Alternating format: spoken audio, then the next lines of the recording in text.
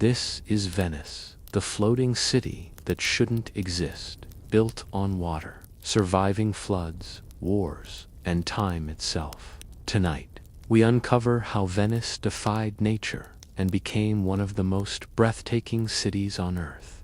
Hit like if you love learning about impossible places, and comment your city. I might shout it out in the next episode. Now, let's travel to the city of dreams, Venice. Venice was never meant to last. In fact, by every law of nature and logic, this city should have disappeared, long ago swallowed by the lagoon that cradles it. And yet, it stands, mysterious, defiant, a shimmering illusion of marble and water, still breathing after 15 centuries of storms, floods, and time itself. But behind that beauty lies madness and engineering miracle that no one expected to work. A gamble against nature that humanity somehow won. The story begins not with architects or engineers, but with fear. Around the 5th century, when the Roman Empire began to collapse and barbarian armies swept across northern Italy, the people of the mainland fled. They escaped to the shallow, swampy islands of the Venetian lagoon, places no one would have dared to live before. It wasn't a city then, just mud, reeds, and salt water, a refuge for the desperate. But from that desperation, something impossible was born. The first settlers built huts on wooden platforms, driving tree trunks into the mud to keep their homes above the rising tide. It wasn't a grand planned survival, but what started as a temporary hideout became permanent. Generations passed, and the people refused to return to the mainland. The lagoon became their home, and slowly they began to build upward, layer by layer, post by post. Venice was not designed. It grew like coral, improvised, messy, alive. But the problem was always the same. The ground beneath their feet was not ground at all. The lagoon floor was a soft mixture of clay and silt that could swallow a stone whole. How could they build anything solid on something that refused to hold weight? How do you create a city that shouldn't exist? The early Venetians had no blueprints, no architects, no machines. All they had were hands, hammers, and an insane idea that they could build a world on water. They began experimenting, driving wooden piles deep into the mud until they reached a layer compact enough to resist movement. Thousands of logs were hammered by hand, one beside another, forming a kind of artificial foundation. On top of these, they laid planks and then stones, creating the illusion of land where there was none. But here's where the mystery deepens. Wood, as everyone knows, rots, especially in salt water. It breaks, it decays, it disappears. So how, after 1,500 years, are those same wooden piles still standing strong beneath Venice? Scientists who examined them discovered something extraordinary. Because the wood is completely submerged, cut off from oxygen, it never decomposes. In fact, the minerals in the lagoon slowly infiltrate the fibers, turning them as hard as stone. What should have been fragile became immortal. Imagine that millions of wooden pillars buried in darkness, never seeing daylight, holding up cathedrals, palaces, entire neighborhoods. Venice is not a city of marble. It's a city of submerged forests. Beneath every plaza and every church lies a labyrinth of ancient trees, sacrificed from distant lands, the Alps, Slovenia, Croatia. Whole mountains were cut down to give Venice its bones. Each building you see is balanced on a forest that never breathes, and yet it's alive in its own way. Divers who have explored beneath the city describe it as a strange world, silent, cold, and moving. The wooden piles shift ever so slightly with the tides, as if the city itself is breathing through the lagoon. But even with this ingenious foundation, Venice was fragile. The tide was both its protector and its enemy, a blessing that kept invaders away and a curse that constantly threatened to reclaim the city. Every time the moon pulled the sea higher, water would creep into the streets, and so the Venetians learned to build in rhythm with the water, to live with it rather than against it. Their streets became canals, their wagons turned into boats. The city adapted to its own impossibility. Still, every adaptation brought a new danger. Heavy buildings could sink, foundations could tilt, entire islands could collapse into the lagoon. The people of Venice walked on the edge of disaster every single day, and yet they didn't stop building. They didn't retreat. Instead, they created some of the most breathtaking architecture the world has ever seen. Cathedrals that appear to float, palaces that shimmer in their reflection, bridges that connect dreams to reality. But the illusion has a price. Over the centuries, Venice began to sink, slowly, silently. Scientists estimate that the city has dropped more than 25 centimeters in the last century alone. Some buildings now sit below the original sea level at which they were built. And with climate change raising global waters, the threat grows greater each year. The same lagoon that gave Venice life now waits to take it back. In the early days, Venetians saw the flooding as part of life. They built doors with watertight barriers, steps leading up from the canals, and streets that could vanish under a tide. But as the years went by, the water rose faster. The floods came more often. Shops began to close during the Acqua Alta, the high tide that turns the city into a mirror. Tourists would stand barefoot in the square of San Marco, not realizing they were walking through the heartbeat of a dying masterpiece. And yet, Venice endures. It doesn't surrender, because beneath every crumbling wall lies a secreter system of balance, patience, and defiance that's lasted centuries. The wooden piles still hold. The stones still stand. The people still live as though the city is eternal. But how long can that illusion last? The answer hides not just beneath the water, but in the minds of the engineers who continue to battle nature itself. They monitor every tremor, every shift, every millimeter of sinking. They study how the salt water seeps into the marble, how the tides eat away at the ancient brick. They fight an invisible war that Venice has been waging for 1,500 years.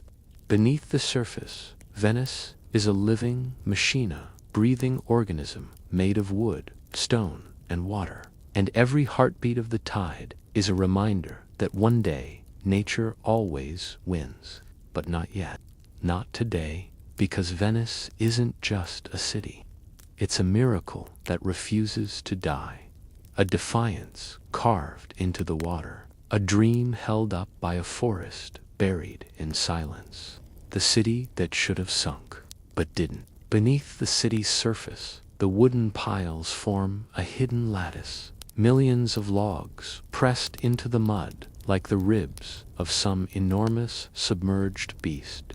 Each tree was selected for its resilience, felled from forests miles away, transported across rivers, and driven into the lagoon by hand. There were no cranes, no modern machinery, only brute human labor, intuition, and a relentless belief that survival was possible. It was a gamble against nature on a scale that no one else in the world dared attempt, and yet, somehow, it worked. The streets above seemed serene, almost effortless in their charm. Tourists stroll along the cobblestones, gondoliers glide silently under bridges, and sunlight glimmers off the canals. But every footstep, every gondola, every stone rests on centuries of precarious engineering. The foundations are living, shifting entities that respond to the tides and the seasons. The city breathes with the water. It moves, subtly, in ways imperceptible to those walking above, but detectable by divers and engineers who have spent years studying its pulse. Even the architects of Venice were forced to think in ways that defied logic. Buildings had to be light enough to avoid sinking, yet strong enough to resist floods. They had to distribute weight perfectly across the network of submerged timber. Cathedrals, palaces, and even warehouses were designed with hidden wisdom, centuries ahead of modern engineering. The city became a massive experiment in balance, tension, and human ingenuity, testament to what can happen when necessity drives invention. Yet the lagoon itself remained unpredictable. Salt water slowly eats at the stone and brick. Storms arrive without warning, threatening to destroy what centuries of labor have built. Venice has survived earthquakes, fires, and floods, but the threat of the water is eternal. Every rising tide is a reminder that the city is alive, vulnerable, and always at risk. The early Venetians understood this better than anyone. They learned to work with the lagoon, not against it. Streets became canals. Bridges were built to withstand currents. Foundations were reinforced with layers of wood and stone. Even the layout of the city was dictated by the flow of the water, creating patterns that seem random but are, in reality, the result of careful observation and adaptation. Venice is a city that listens to the sea, a city that obeys its own impossible rules. But despite all this, Venice remains a paradox. It is at once fragile and indestructible, ephemeral and eternal. Its beauty masks a constant struggle, a battle that began with the first settlers and continues to this day. The wooden piles, now centuries old, carry the weight of history, of art, of lives lived above and below the water. Each canal, each square, each alley is a story of survival against impossible odds. Even now, engineers continue to study the foundations, probing the mud and water for signs of decay or instability. Advanced technology has revealed hidden shifts in the buildings, subtle tilts and compressions that occur with the tides. Yet the city stands. It has endured, not because of chance, but because of a combination of ingenuity, persistence, and the strange magic of wood that refuses to rot. History tells stories of near disasters. Massive floods have swept through Venice, rising higher than ever before. Palaces have tilted. Squares have disappeared beneath the water. And yet, each time, the city has recovered. The resilience of Venice is more than engineering, yet is a mindset, a culture of adaptation, of learning from the water, of bending without breaking. The city's very layout is a testament to its improbable existence. Buildings are constructed close together, sharing walls and weight, forming a network of support. Canals snake through the islands in ways that appear chaotic, yet each serves a structural purpose, distributing water and weight evenly. Venice is not haphazarded, is a living system, a delicate equilibrium maintained by generations of careful observation, ingenuity, and sheer willpower. And then there is the human element. Venetians have always understood that their city is a miracle and a responsibility. They live daily with the knowledge that the lagoon could reclaim the islands at any moment. The wooden piles beneath their feet are invisible guardians, yet they demand respect. Every repair, every reinforcement, every small act of maintenance is an acknowledgement of the city's precariousness. It is a relationship between humans and water that few other civilizations have ever known.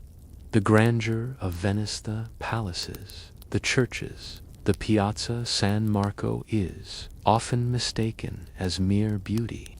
But behind every facade lies centuries of calculation and adaptation. Marble columns rest upon hidden forests. Elaborate bridges span canals with careful attention to shifting water levels. Even the iconic gondolas are shaped not for aesthetics alone, but for the practical navigation of narrow, ever-changing waterways.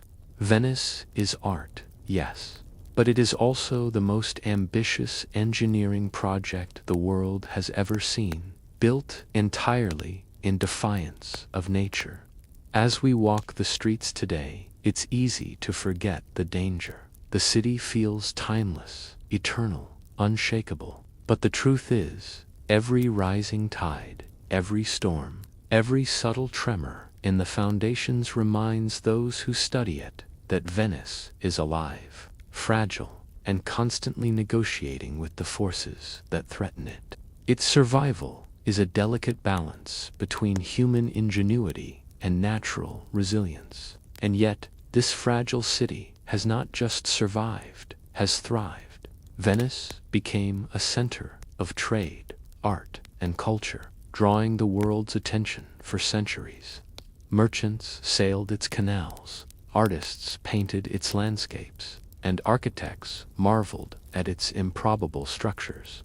All of this was possible only because the early Venetians dared to build a city where no city should exist, trusting wood, mud, and their own wits to create something extraordinary.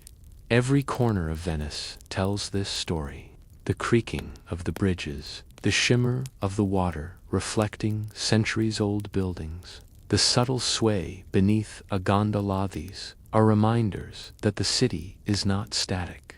It is alive, breathing with the water, responding to every tidal change, surviving through constant vigilance and care.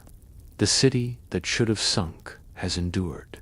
It stands today, a monument to the impossible, a triumph of human determination, and a warning that beauty often comes at the edge of disaster. Venice is not merely a city, it is a living experiment, a defiance of nature, and a reminder of what humans can achieve when faced with the unimaginable. And even as we marvel at its canals and palaces, the question lingers: how much longer can this city defy the water? How long before the tides claim what has been held together for centuries by wood, stone, and sheer human audacity? Venice is a city built on miracles, and each miracle is a story of survival. The wooden forests beneath, the careful engineering above, and the culture of adaptation all work together to maintain the impossible. The city breathes in rhythm with the lagoon, a fragile, living entity that refuses to die.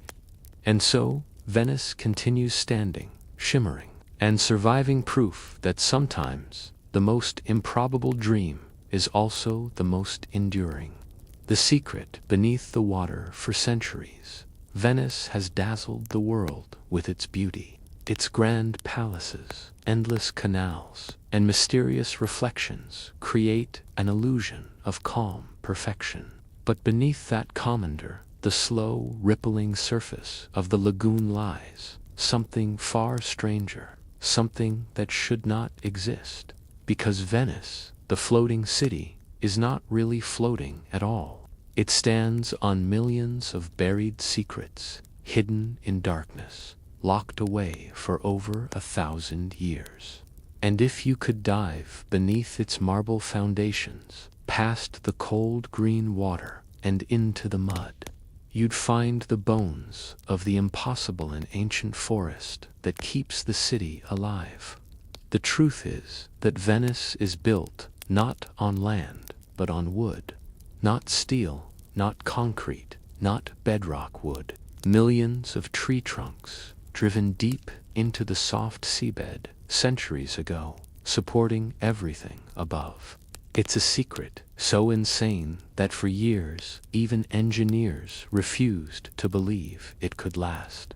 Wood should rot, water should destroy it, salt should corrode it, and yet somehow it hasn't. Imagine it, the Grand Basilica of San Marco, the Doge's Palace, entire neighborhoods, all of them, standing on forests buried underwater.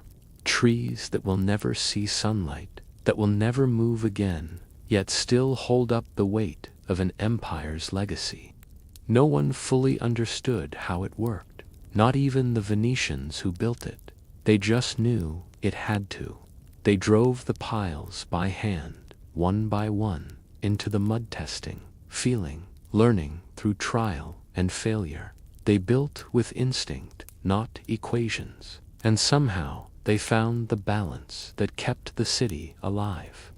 Centuries later, when scientists finally studied those foundations, they discovered a miracle.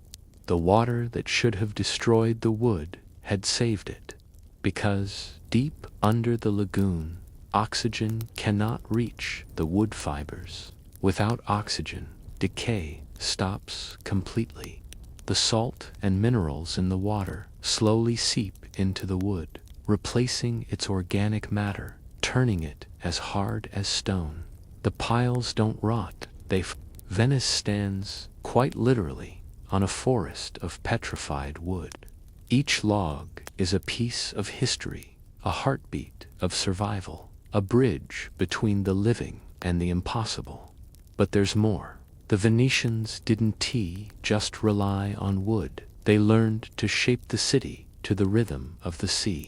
The lagoon isn't just water, it's alive, it breathes. The tide rises and falls twice a day, pulling the city up and down with it, like a fragile creature rocking in its cradle. The foundations don't resist the water, they move with it. Every building sways ever so slightly. The city flows. Beneath every canal, the piles extend deep into a layer of compact clay, far below the soft silt of the lagoon. This clay acts as a kind of anchor, holding the piles steady. Above them, a thick platform of Istrian stone-white limestone. So dense, it resists erosion, distributes the weight of the structures evenly. The result is a perfect equilibrium. Wood, stone, and water working in harmony, each relying on the other to survive. But harmony is fragile. Even the smallest change in the balance can cause disaster. If the water level drops too low, oxygen enters the piles, and the wood begins to rot. If it rises too high, the stones are constantly submerged, eroding faster. The city lives in a narrow corridor of survival to much of anything, and the system collapses. This is why Venice is not merely a city, it's a living experiment, a place where architecture, engineering, and nature are bound together in a dance that never stops. The people who built it didn't have modern tools, but they had something stronger: obsession. They carved their lives into the tides. They listened to the sea, to the way it moved, the way it breathed, and they shaped their city accordingly. Every beam, every canal, every arch was designed to obey water, not resist it, because in Venice, defiance is death. Only adaptation brings life. The early engineers understood this intuitively. They saw how storms reshaped the lagoon, how silt moved, how wind pushed water through narrow channels. They designed their canals to flow naturally, letting the water clean itself. It wasn't just beautiful, it was functional. The same canals that carry gondolas were designed centuries ago to keep the city alive by flushing out waste and silt. But the true genius of Venice lies not in what's visible, but in what's hidden. Beneath every building is a world of silence, an underwater forest that hums with tension. Divers who've descended into these depths describe the scene as haunting. The logs stand upright like ghostly trees, coated in layers of silt, motionless but powerful. Some creak faintly when the tide shifts, others vibrate with the hum of unseen currents. It's as if the city has a heartbeat under the water, a pulse that never stops. Yet even this miracle has limits. The piles, though hardened, can still be weakened by movement or change. The salt water that preserves them can also corrode nearby stone and brick. The rising sea levels add new pressure, new stress.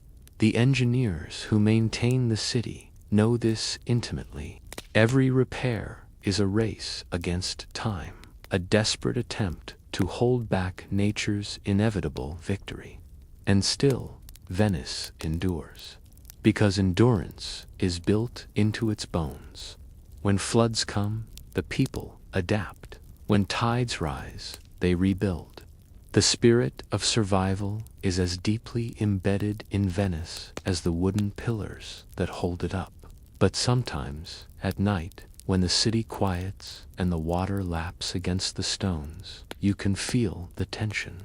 You can sense that beneath the glittering reflection of streetlights and moonlight, something ancient stirs, a reminder that this city exists only because it learned to walk hand in hand with its own destruction. There are places in Venice that reveal this truth. Old walls, scarred by centuries of tide marks, bridges whose undersides are blackened by the touch of salt water, steps that vanish beneath the waves at high tide and reappear hours later, glistening like the skin of something breathing. The entire city carries the evidence of its struggle, every surface telling a story of persistence against the odds. Even the air smells of it, the mix of salt, age, and decay that somehow feels eternal. It's the scent of defiance. Every generation of Venetians inherits the same battle. They learn that beauty here is a form of survival. They grow up understanding that to love this city is to protect it, even as it fades. That to live in Venice is to live inside a paradox. A city that stands by sinking, that breathes by drowning, that survives by giving itself to the sea. Beneath the water, the forest still holds, silent, immovable, timeless. And as long as those trees stand, Venice will not fall. But the question lingers in the shadows of every canal, in the whispers of every tide. How long can the secret beneath the water keep holding? How long before the miracle ends? Because the sea is patient, and Venice, no matter how beautiful, is not immortal. Still, tonight, it stands. And that, in itself, is the greatest engineering story the world has ever known. The battle against the sea. Venice was never meant to fight the ocean, it was meant to coexist with it. But somewhere along the centuries, that relationship shifted. The tides that once protected the city began to turn against it. And what began as a gentle lapping beneath the bridges has become a relentless siege. The first signs were subtle. A few extra inches of water during high tide. A longer delay before the streets dried. Locals brushed it off. It's just the moon, they said. But the moon was innocent. Something else was rising.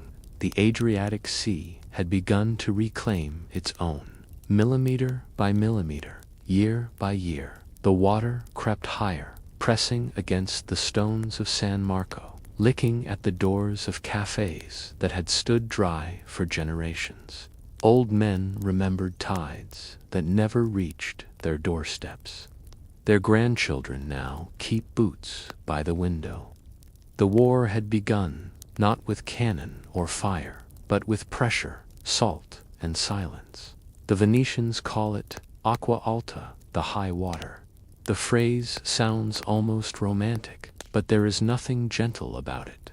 When the sirens wail, shopkeepers rush to raise metal barriers, and families lift furniture onto tables. Within minutes, squares vanish. The reflection of the city doubles, as if another Venice, ghost-like, rises from beneath to take its place.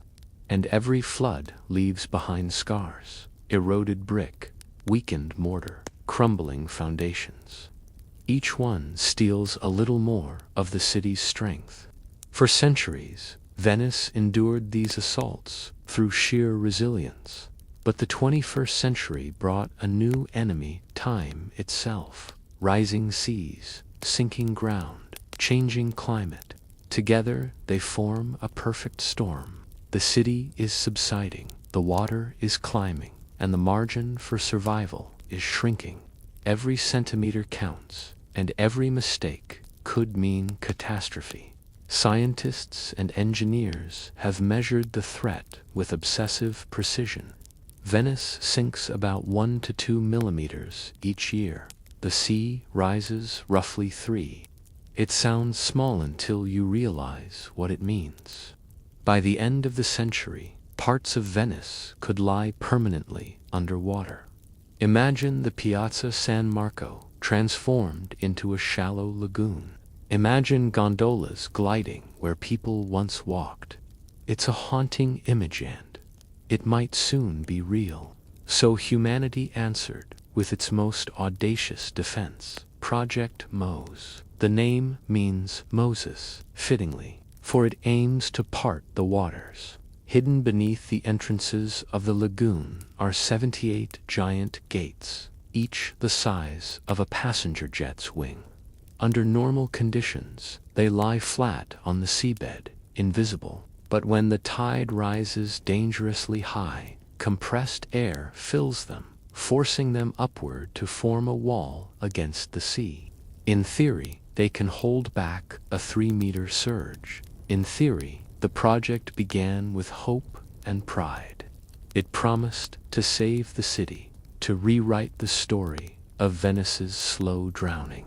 But like everything here, it came at a price: massive costs, delays, scandals, and questions no one could fully answer. Would the system work? Could it stand against the fury of the sea for decades? And most haunting of all, even if it worked perfectly, how long before the water found another way in? When Mose first rose from the depths in 2020 during a major storm, it felt like a miracle. The city stayed dry while waves pounded against the lagoon barriers. For a moment, Venice had defied nature again. But behind the celebration, engineers watched their monitors with unease. Every activation stresses the machinery. Every storm leaves residue, corrosion, and wear. A single malfunction could unleash the flood it was built to prevent. And so, the battle continues on screens, in control rooms, in the anxious eyes of those who know what's at stake. The enemy is invisible but constant: salt water creeping into circuits, pressure bending metal, tides testing every seam. It is a slow war, measured not in battles but in millimeters. Meanwhile, above the surface, life goes on. Tourists sip espresso at flooded cafes, laughing as water swirls around their ankles. Children play in the shallows of San Marco, unaware that they stand atop centuries of tension. To them, the flood is a novelty. To the locals, it is an omen. Every splash echoes the same fear. What if this is the one the barriers can T-stop? Venice has always lived with that question. Its beauty is inseparable from its danger. Every reflection in its canals hides uncertainty. Every sunset on the lagoon is both a triumph and a countdown. The city's greatest weapon has never been steel or stone its faith. Faith that the impossible can hold a little longer. Faith that the water will, somehow, stay just low enough. Faith that the miracle will repeat again tomorrow. But faith alone cannot fight physics. Even as Mose stands guard, the city beneath continues to sink. The wooden piles shift under the strain. The sediment compresses. The water finds new paths. It seeps through cracks, through forgotten tunnels, through memories buried in the mud. The lagoon is clever. It has all the time in the world. Venice must win every day. The sea needs only to win once. And yet, despite the fear, despite the odds, the city endures. When dawn breaks after a storm and the waters recede, Venetians open their shutters, sweep the floors, and hang their laundry to dry. They live not in denial, but in defiance. To them, survival is not extraordinary, it is tradition. And that quiet resilience is perhaps the most remarkable engineering of all. The city that refuses to die the night after a storm is the quietest time in Venice. The water lies still, heavy as glass, as if the lagoon itself is catching its breath. You can almost hear the city exhale the drip of salt water from rooftops, the creak of mooring ropes, the heartbeat of pumps clearing flooded cellars. Everything smells of rain and history, and for a few fragile hours the city feels weightless again. But beneath that silence, tension never sleeps. Engineers study screens that glow in the dark, tracking pressure, motion, and tide. Every reading tells them the same truth. The sea is rising faster than anyone imagined. The barriers will have to lift more often, stay up longer, hold back more weight. Each activation saves Venice for a day, a week, a season, but every rescue carries a cost. Metal corrodes, hydraulics strain, the sea learns. The lagoon was once a friend. It fed the fishermen, carried trade ships, and guarded the city from invasion. Now it presses against the foundations, like a lover turned restless, always asking for more. The water seeps into the cracks of marble steps, climbs brick by brick, whispering its promise. I will take you back. And still, the people refuse. At dawn, when fog curls through the canals, bakers open their doors, and the smell of fresh bread mixes with the scent of salt. Gondoliers polish their oars. Tourists photograph reflections that hide centuries of fear. Life goes on as if defiance were routine, as if holding back an ocean were as ordinary as serving coffee. Inside workshops, tucked along narrow alleys, artisans restore paintings darkened by humidity. They scrape away centuries of salt, brush on new varnish, and hope their work will outlive them. Each restoration is an act of rebellion, a promise that beauty will not be surrendered easily. The same hands that once built ships for exploration now mend the wounds left by water. For outsiders, Venice is romance. For those who live here, it's endurance. They've learned that the city doesn't need to be saved in a single heroic gesture.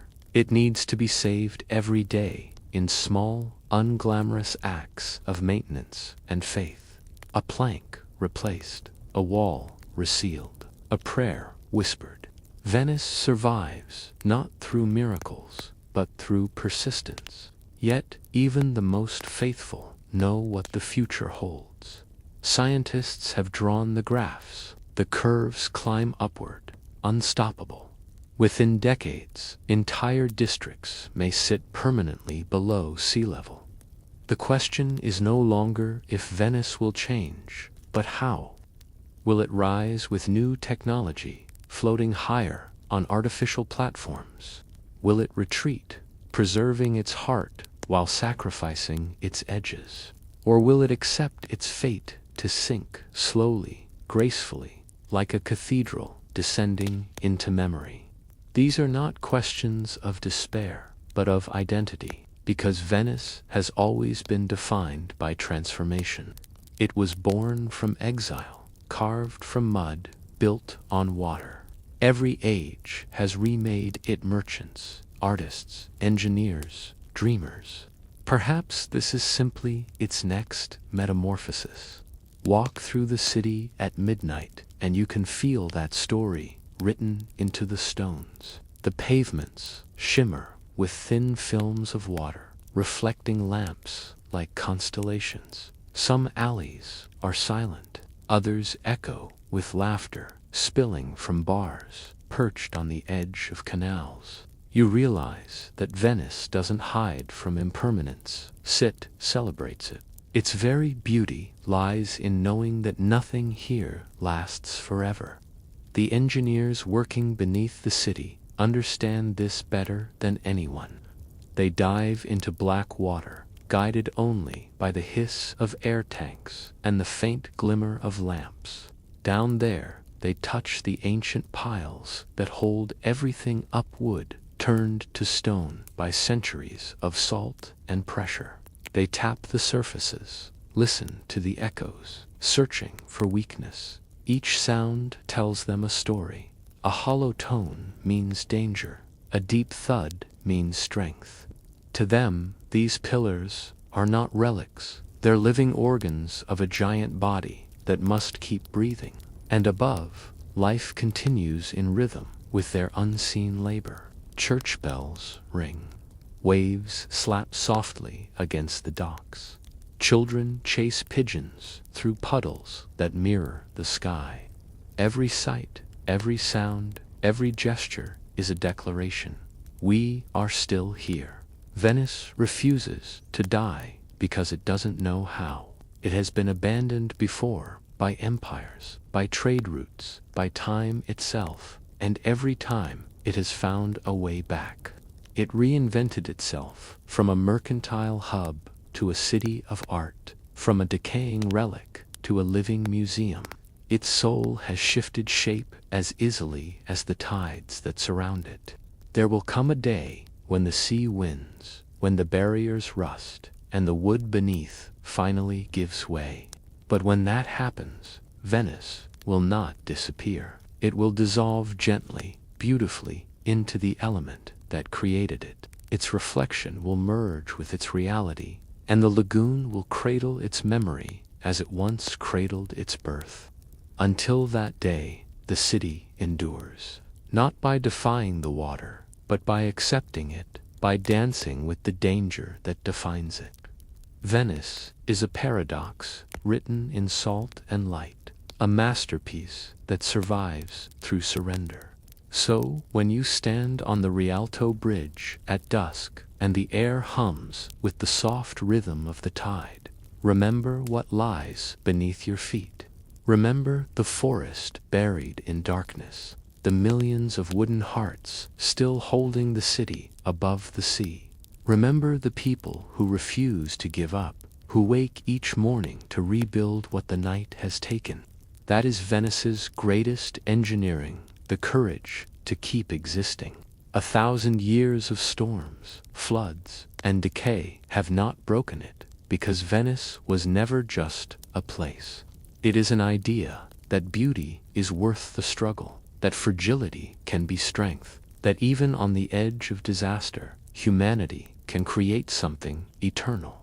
And as the sun sinks behind the lagoon, painting the city in gold one more time, you realize the truth. Venice doesn't need to win its war against the sea. It only needs to keep fighting, because the moment it stops, the miracle ends. Venice is still breathing, the city that should have sunk, the city that learned to float, the city that refuses to die. The Cuban Missile Crisis, minus 13 days, that nearly ended the world, it began with a photograph, a single roll of film that almost erased humanity. October 14, 1962. A U-2 spy plane drifted silently above the Caribbean sky, its silver body glinting in the sunlight. Major Richard Hazer flew over Cuba, believing it was just another mission. Take the pictures, return to base, file the report. But when those images were developed in a dark room 2 days later, America's most guarded secret rooms fell silent. Across the table in the CIA's analysis room lay black and white photos that could end civilization. There, hidden in the Cuban countryside, stood long, dark shapes, missile launchers, Soviet SS-4 medium-range ballistic missiles, each one capable of delivering a nuclear warhead deep into the American mainland within minutes. Washington, New York, Dallas, Chicago, all within range. When the photographs reached President John F. Kennedy, he stared at them for a long time. The evidence was undeniable. The Soviet Union had placed nuclear weapons just 90 miles from U.S. shores. "How long before they're operational?" he asked quietly. "Maybe a week, Mr. President," came the answer. "A week, 7 days, until those missiles could destroy millions of lives." Inside the Oval Office, panic hid behind measured words. Generals demanded immediate airstrikes. Intelligence officers called for invasion. Others warned any attack might trigger a loud nuclear war. The United States had to respond, but every possible move risked catastrophe. Do nothing, and the world would see weakness. Strike too soon, and the world might end. Outside, life went on as usual. Kids rode bikes, couples danced, radios played love songs. But behind closed doors, the world's most powerful men were making decisions that could decide whether those radios would ever play again. Across the ocean, Soviet Premier Nikita Khrushchev smiled thinly. For him, this was justice. America had surrounded his country with missiles in Turkey and Italy. Now he had placed his own on America's doorstep. A game of balance, a warning. But what he saw as strategy, Kennedy saw as provocation, and both saw a weapon pointed straight at the other's heart. October 16th, Kennedy formed XCOM, a secret crisis committee. The tension in those meetings was suffocating. Every map, every chart, every whispered estimate painted the same picture. They were running out of time. The president needed a move that wasn't weakness, but wasn't suicide. After days of arguments, he made his choice. A blockade. The U.S. Navy would surround Cuba, stopping any ship carrying weapons from reaching its shores. It was called a blockade. That word meant war, so Kennedy renamed it a quarantine. But make no mistake, it was an act of war in all but name. October 22nd, television screens flickered to life across America. Kennedy appeared, calm but grim, every syllable precise.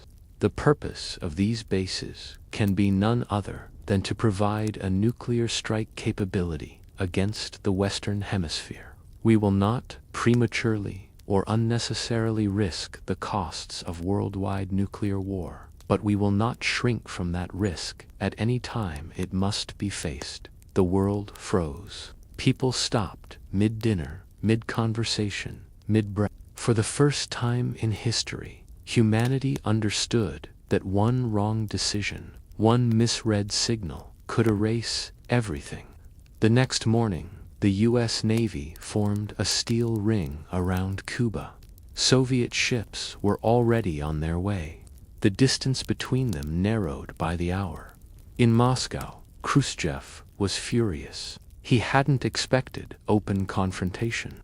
Now the world was watching, and neither man could back down without losing everything. October 24th. American radar tracked Soviet cargo ships approaching the blockade line. The Pentagon's war room buzzed like a hive on fire. Missile crews went to full alert. Submarines, armed with nuclear torpedoes, patrolled the depths, cut off from communication, nervous, waiting, then contact. At 10:25 a.m., one Soviet freighter crossed the quarantine line. For 13 unbearable minutes, U.S. destroyers held their positions, guns locked, waiting for orders. Every second felt like eternity. If a single shot was fired, one torpedo, one misfire, the world would burn. And then the Soviet ship slowed, engines off, it turned away. The tension snapped like a wire. Kennedy exhaled. The world exhaled. But the relief lasted only hours. New reconnaissance photos showed construction on the missile sites had accelerated. One site appeared ready. The launchers were being fueled. The countdown was real.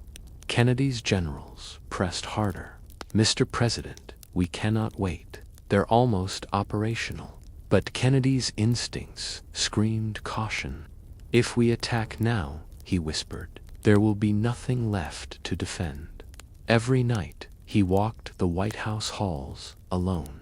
Outside, the wind carried the distant hum of jets. Inside, the weight of billions rested on his shoulders. 13 days of sleepless nights, coded messages, and silent terror. 13 days where a wrong word could destroy the planet. And then the letters began. On October 26th, a message arrived from Khrushchev, emotional, almost pleading. He wrote that the missiles in Cuba were purely defensive, but he offered a deal. If America promised not to invade Cuba, the missiles would be removed. It was a lifeline, a fragile thread of reason in a storm of madness. But the next day, a second letter arrived, colder, harsher, clearly dictated by military pressure. This one demanded the U.S. also remove its missiles from Turkey. To offers, to tones, to paths. Which letter was real, which was a trap? Before Kennedy could decide, disaster struck. October 27th, Black Saturday. An American U-2 spy plane was shot down over Cuba. The pilot, Major Rudolph Anderson, killed instantly. Kennedy's military advisors demanded immediate retaliation. "We can't ignore this." But Kennedy refused to pull the trigger. "If we fire back, we're finished." At the same time, a Soviet submarine near the blockade, cut off from Moscow, was being harassed by U.S. depth charges meant as warning shots. Inside the submarine, heat soared above 120 degrees. Communication was lost. Oxygen ran low. The captain, believing war had already begun, prepared to launch a nuclear torpedo. One torpedo, that's all it would have taken. But at the last second, one man, Vasily Arkhipov, refused to authorize it. His quiet no may have saved the world. Above, the crisis teetered on the edge of chaos. The fate of humanity balanced on fragments of reason held by exhausted men. Kennedy, staring at both of Khrushchev's letters, made a bold decision. He would pretend the second one never existed. He would publicly accept the first, the softer offer.